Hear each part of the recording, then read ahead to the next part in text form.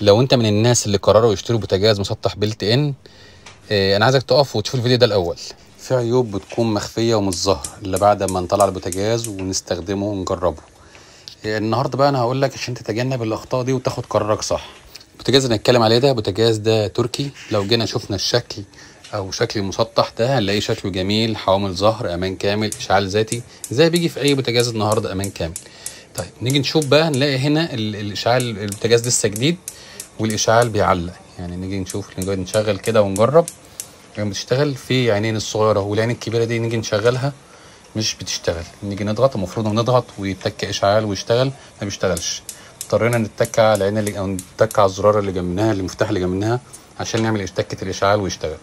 طيب في حاجه زي ديت المفروض في جوده، المفروض ان احنا نتابع حاجه زي دي. طب دلوقتي المفروض نعمل ايه؟ نيجي ندور على الضمان، ما نلاقيش ضمان. احنا جبناه في العرض بقى كان رخيص، وجينا نشوف ما نلاقيش